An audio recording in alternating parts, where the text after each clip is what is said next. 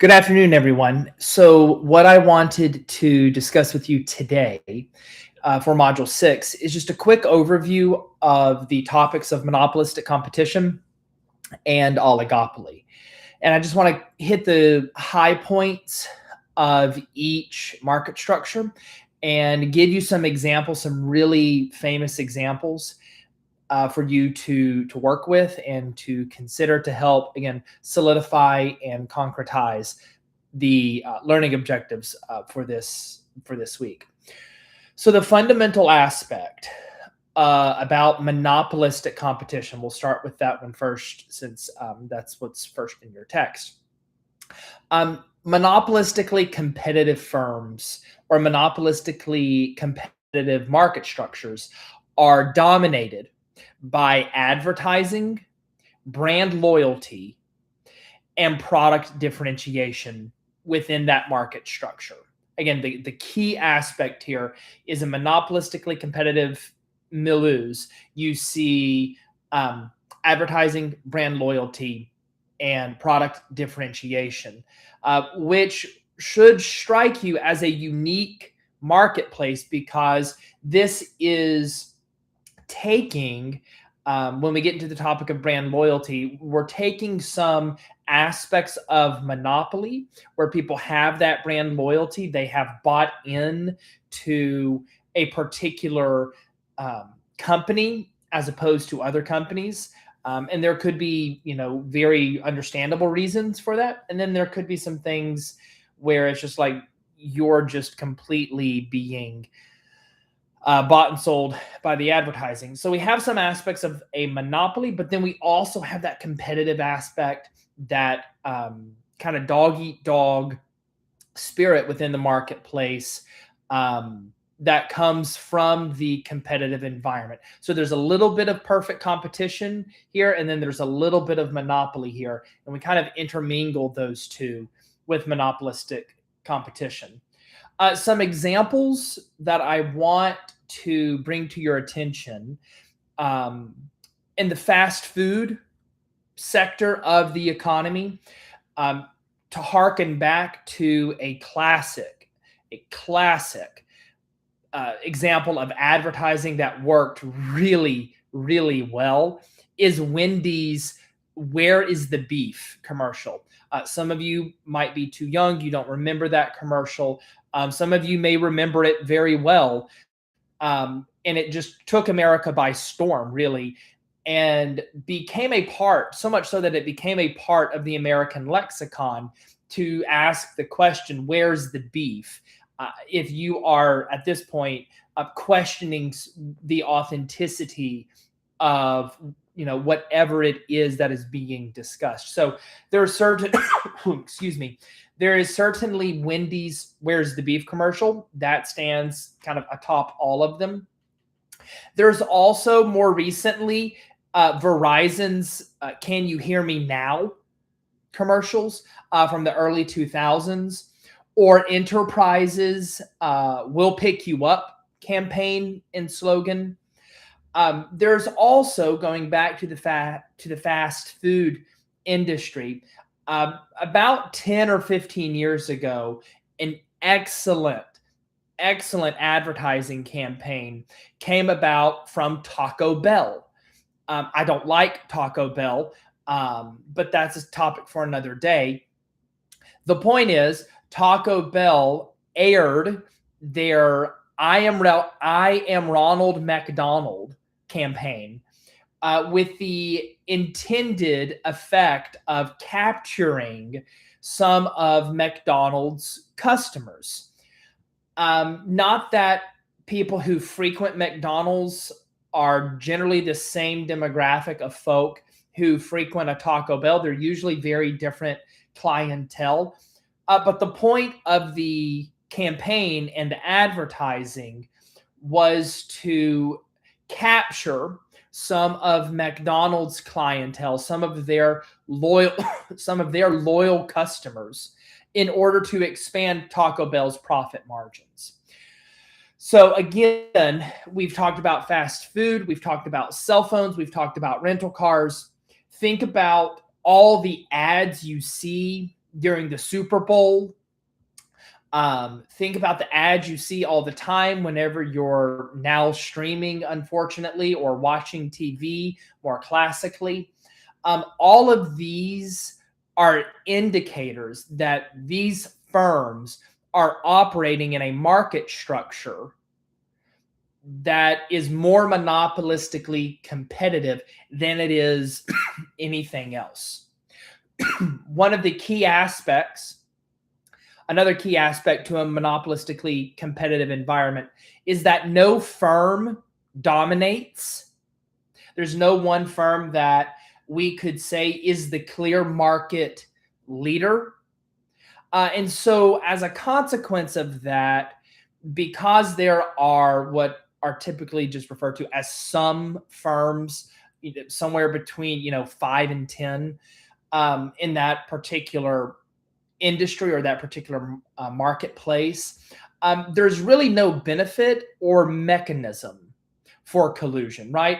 Like Verizon is not going to run its $1 million ad campaign of "Can you hear me now?" to celebrate or to communicate to customers that it has the most extensive, at the time, had the most extensive cell phone network in the country. It's not going to invest millions of dollars into an advertising campaign and then turn around and partner and collude with Sprint.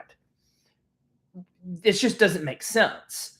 So you have, going back to the key point here, you have a prima facie case to say when you're seeing high levels of advertising in any given marketplace for any given industry, that's indicative that that firm is operating in a monopolistically competitive environment. Your second market structure that we talk about in Module 6 is that of oligopoly, which is much more, in my view, much more interesting, because here we're really getting into the nitty-gritty of human behavior.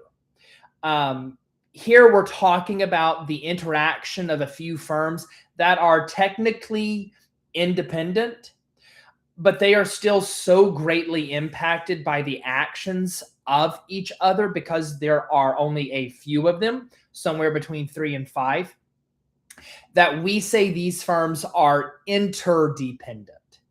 And in an oligopoly, you're really not going to see high rates of product differentiation. You're also not going to see a whole lot of brand loyalty. You're not going to see a whole lot of advertising, for the simple reason that in an oligopoly, it's actually much more lucrative for firms to collude with each other, whether that is overt or whether that is implied, and we'll talk about that here in a minute. It's far more profitable for firms to collude with each other in an oligopolistic setting than it is in a monopolistically competitive environment. As an example of this, I highly recommend to anyone, if you want an excellent expose on just the cutthroat nature of American business, highly recommend you go listen to the Business Wars podcast.